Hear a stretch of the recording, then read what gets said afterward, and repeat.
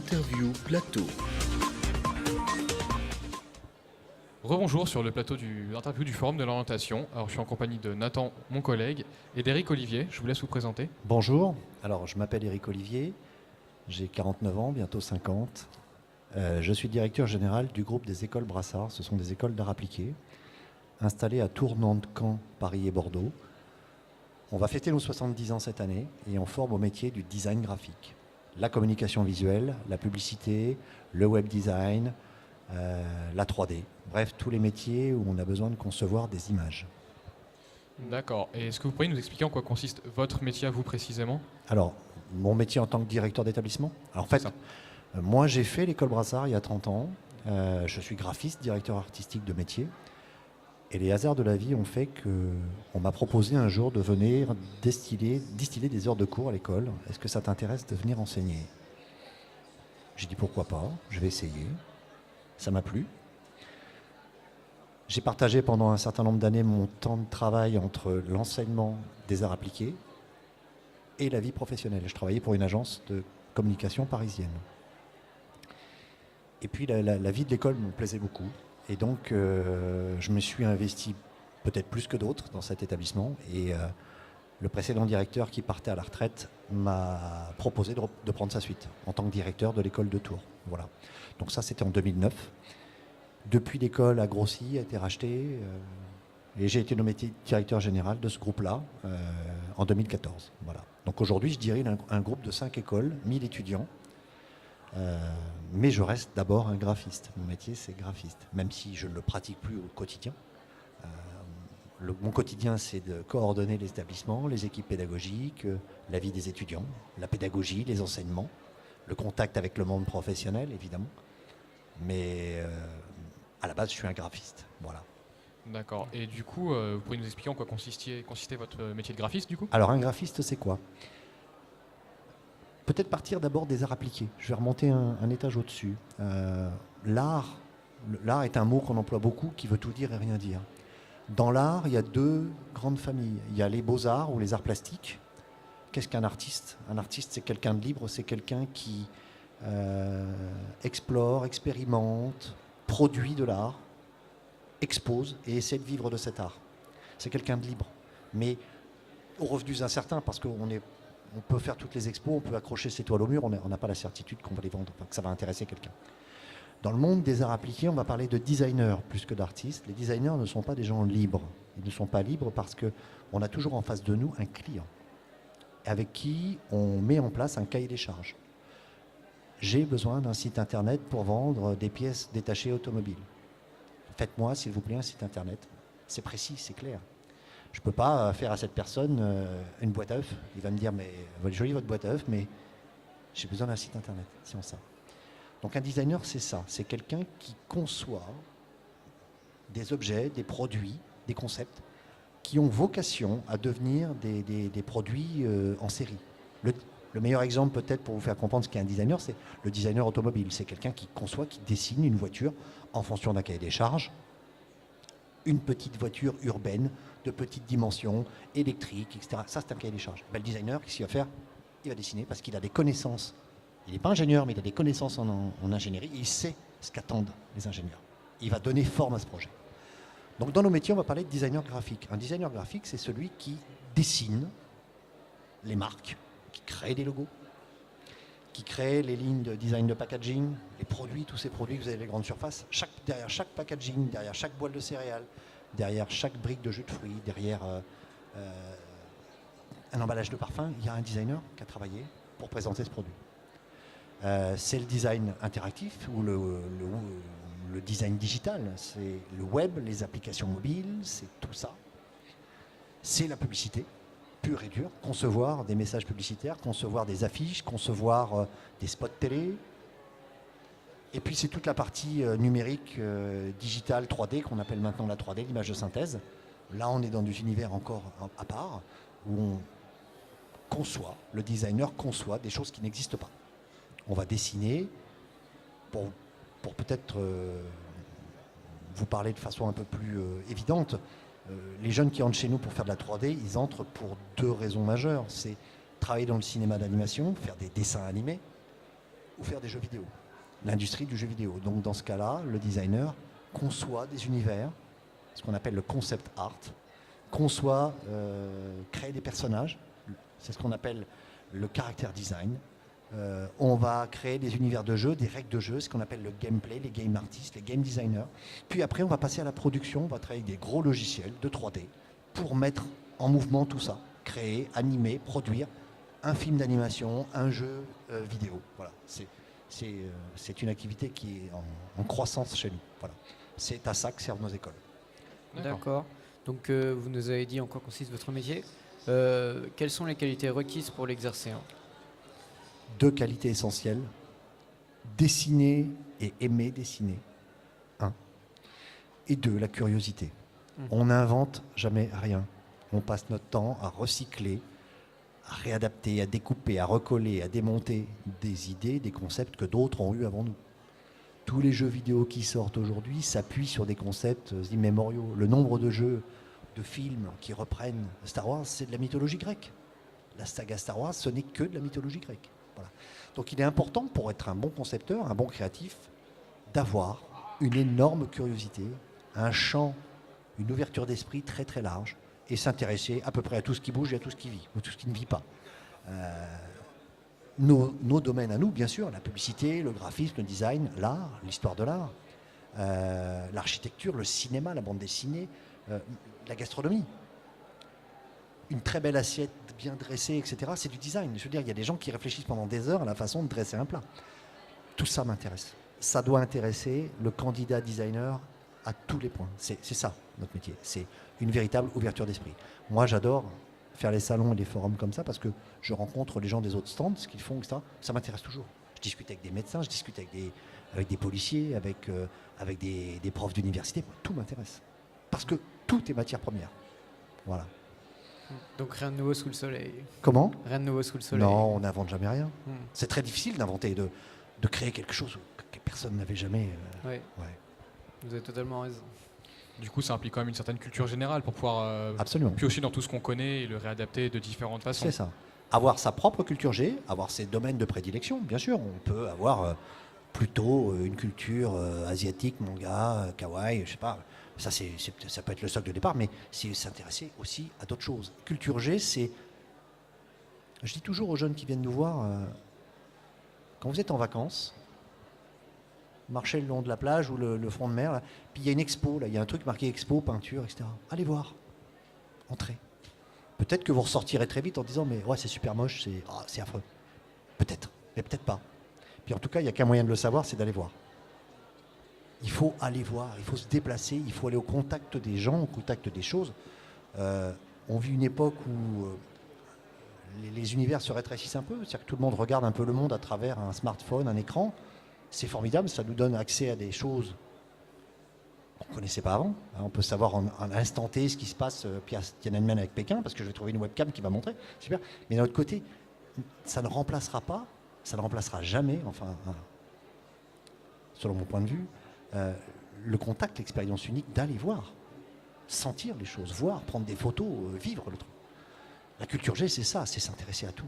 C'est un corps de métier qui a poussé à la curiosité. Absolument. Curiosité avant tout. Et est-ce que c'est des métiers qui vont demander une certaine mobilité géographique, par exemple? Oui, c'est préférable. Parce que il n'y a pas une agence de communication, un studio de design ou de 3D à Molyneuf. Je dis Molyneuf parce que c'est un patelin qui n'est pas très loin d'ici. Il n'y a pas. Donc si on habite Molyneuf, il faut se préparer à partir, aller voir ailleurs. Et puis, dans nos métiers, avoir la bougeotte, c'est extrêmement bien vu. C'est-à-dire qu'un jeune de 30 ans qui a déjà fait 3, 4, 5 expériences professionnelles va attirer l'attention de façon positive. On va dire, tiens, celui-là, il est allé voir, il m'intéresse. Moi, quand je recrutais des gens, quand j'étais en agence à Paris, quand je croisais un CV de quelqu'un qui était allé travailler, vivre, faire un stage aux États-Unis, en Chine, en Inde, en Australie, je mettais le CV au-dessus. Ça ne veut pas dire que son expérience professionnelle était de meilleure qualité que celle qu'on aurait pu faire dans une agence de Blois, bien sûr que non. Mais en tout cas, j'étais sûr d'une chose, c'est que la personne avait vécu autre chose. Elle était allée voir ailleurs, elle s'était intéressée à d'autres univers, à d'autres cultures. Et ça, c'est une richesse importante parce que les gens qui font ça ont une plus grande ouverture d'esprit et donc vont être de meilleurs créatifs. Donc oui, il faut bouger, il faut avoir la bougeotte, il faut... je croise parfois des gens qui sont dans ce métier et qui sont dans le même poste depuis 25 ans, c'est une catastrophe. Alors ils sont sans doute très heureux, ils sont dans leur confort, ils font toujours la même chose, ils ont les mêmes horaires, ils travaillent avec les mêmes clients, mais non, ce métier par définition, il demande, il aspire à ce qu'on aille voir ailleurs, c'est de changer d'univers en permanence, c'est très important. C'est un métier de voyage. J'irai pas jusque-là, pas de voyage quand même, on n'est pas un itinérant, on n'est pas avec un baluchon. Mais enfin, c'est un métier où il ne faut pas hésiter, oui. Les gens de votre génération qui vont commencer ce métier devraient avoir fait, à la fin de leur carrière, si tant est qu'ils terminent dans ce corps de métier, parce qu'on sait tous, on n'arrête pas de vous dire qu'à la fin de votre vie professionnelle, vous aurez fait 10, 12 métiers différents. Quelqu'un qui a fait ce métier pendant 20 ans doit avoir au moins 5, 6 expériences professionnelles, oui, c'est un minimum, oui. D'accord.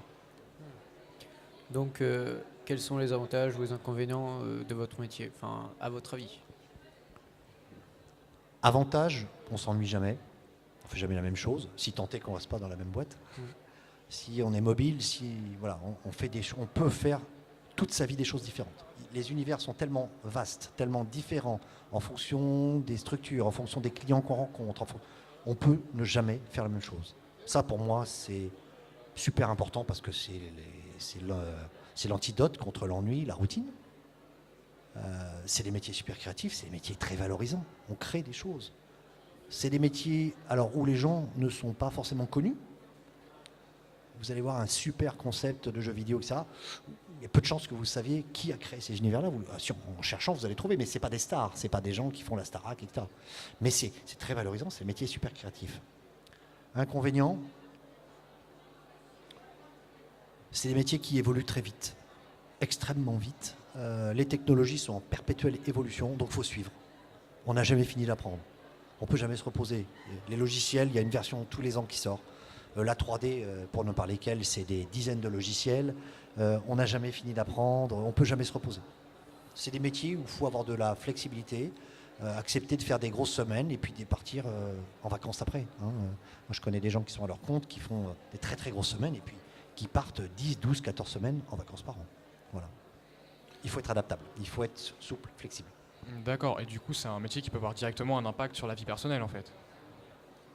Oui, certainement, mais comme tous les métiers. Enfin, c'est pas un métier posté.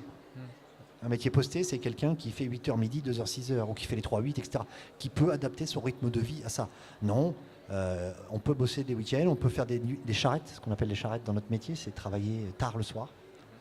Ça peut arriver, donc oui, ça peut avoir un impact sur la vie personnelle.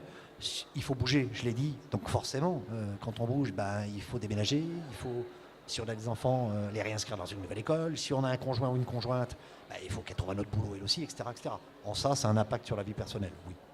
D'accord. Mais il y a plein de métiers comme ça. Donc, est-ce que vous travaillez en collaboration avec d'autres corps de métier? Évidemment.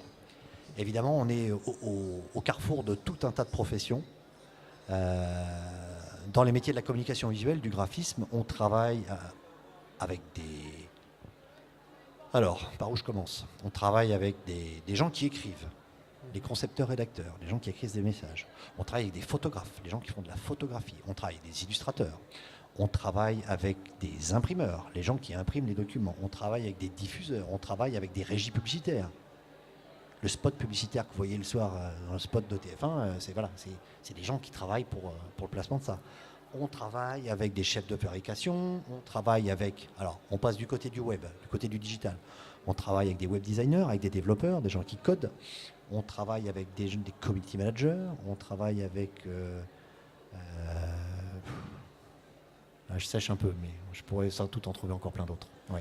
D'accord. Et du coup, vous, qu'est-ce qui vous a poussé à exercer ce métier? Une expérience, une vocation que vous avez toujours eue? Très simple. Ce qui m'a poussé à faire ce métier, c'est ce qui pousse toujours les jeunes aujourd'hui à le faire, c'est d'abord et avant tout un goût, une passion pour le dessin. D'abord. À l'époque où moi je l'ai fait, j'étais un lycéen poussif. Je ne savais pas trop ce que j'allais faire. Et quand j'ai pris connaissance de l'existence de l'école Brassard, je me suis dit, mais c'est ça que je veux faire. Et j'ai eu la chance d'avoir des parents compréhensifs qui m'ont dit, ok, à une condition, c'est que tu aies ton bac. passe ton bac d'abord, selon l'expression consacrée. J'ai eu mon bac ric-rac, mais je l'ai eu. Et donc j'ai eu la chance d'entrer dans cette école et de faire ce que j'aimais. Voilà. Ce qui m'a poussé à ça, c'est le goût du dessin. Je ne savais pas trop ce que j'allais en faire au départ. C'était une école où on me permettait de dessiner. C'est-à-dire qu'enfin, j'allais pouvoir dessiner, continuer d'apprendre, développer des techniques, et puis me faire engueuler parce que je dessinais sur mes coins de cahier, quoi, tout simplement. Donc c'est ça qui m'a poussé. Après, j'ai compris au fur et à mesure de mon cursus tout ce que j'allais pouvoir en faire. Là, j'ai compris les métiers de la publicité, de l'affiche, de la communication, etc. Puis du web, Mais après, au départ, c'était un goût pour le dessin. Du coup, je me demande, mais est-ce qu'un jeune, par exemple, qui adore le dessin, mais qui lui-même ne dessine pas, parce qu'il n'a jamais pris de cours de dessin ou quoi, peut quand même rentrer dans cette école-là et intégrer ces corps de métier-là? En théorie, oui, puisque notre métier, c'est d'apprendre et de transmettre. Donc, on pourrait le faire, mais on ne le fait pas. Pourquoi on ne le fait pas? On ne recrute jamais de jeunes qui ne dessinent pas parce que basculer d'un univers où le dessin n'existe pas à un univers où il devient une activité principale, 50, des fois 60 heures par semaine, qui peut savoir, qui peut être persuadé qu'on va aimer ça? Vous faites de la musique? Vous êtes musicien? Ouais. Bon, vous êtes musicien? Non, pas du Génial, mon cobaye. Je vous confie un violon. Et à partir de lundi, je vous dis 25 heures de cours de violon, plus 25 heures de travail personnel à la maison. Ça va durer combien de temps? C'est pas très motivant. Statistiquement, il y a de très fortes chances que vous abandonnez assez rapidement. Peut-être que vous allez vous découvrir une passion pour le violon, vous ne saviez pas, vous avez ça. Mais statistiquement, c'est peu probable. Si on fait ce test avec 100 personnes, dans un an, il n'y a plus qu'une personne qui fait du violon. Les autres ont tous abandonné au bout de quelques jours, semaines, mois. Mais parce que c'est trop d'un coup. Et puis que l'aspiration n'était pas là. En fait, j'ai pas envie de faire ça. Et c'est le même problème avec le dessin. C'est-à-dire qu'on ne peut pas décréter « je veux dessiner ».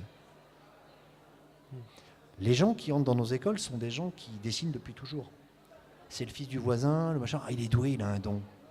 Je ne crois pas à ça. Le don, ça n'existe pas. Je crois simplement qu'un jeune de 17 ans qui dessine bien, c'est d'abord un jeune qui n'a jamais cessé de dessiner.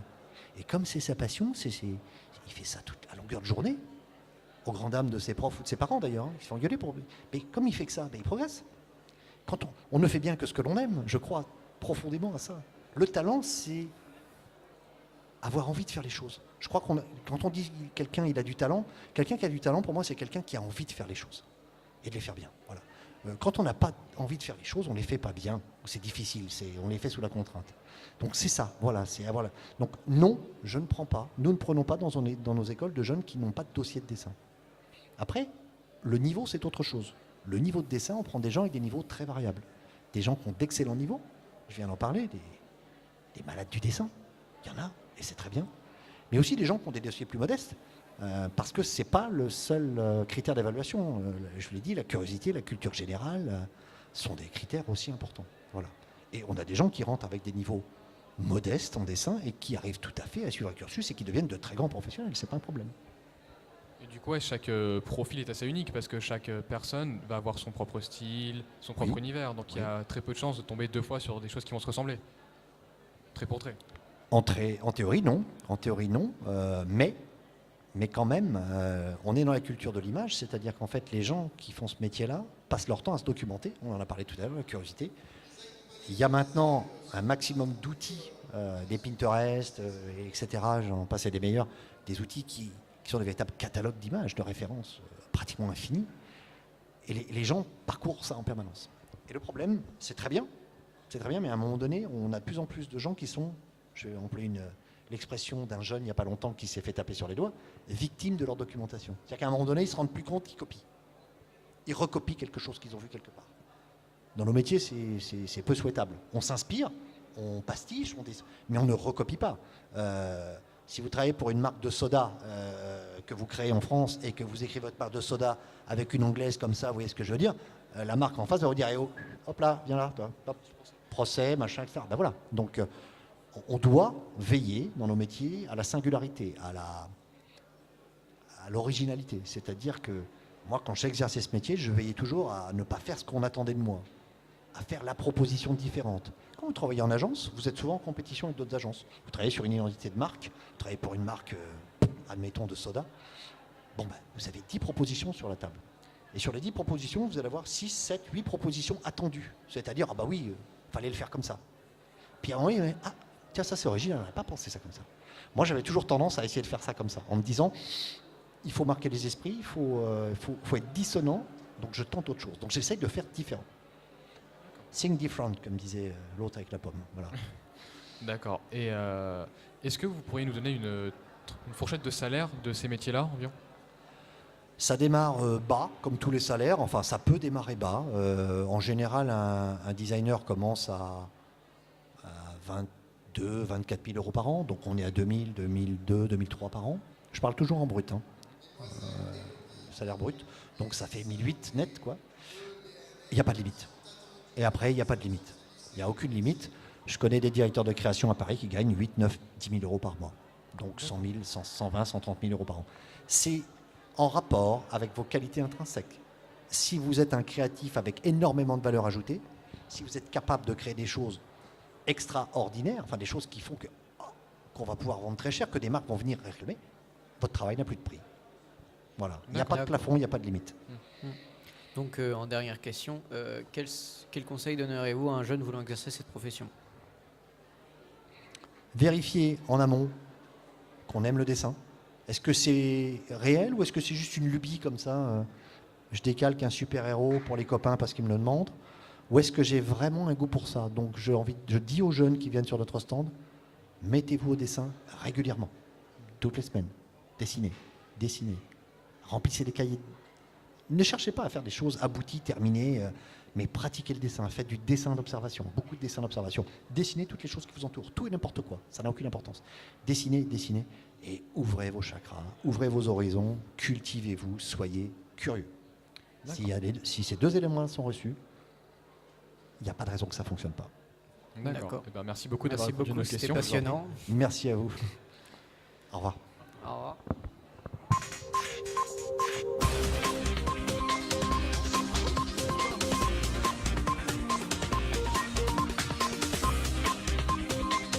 L'interview plateau.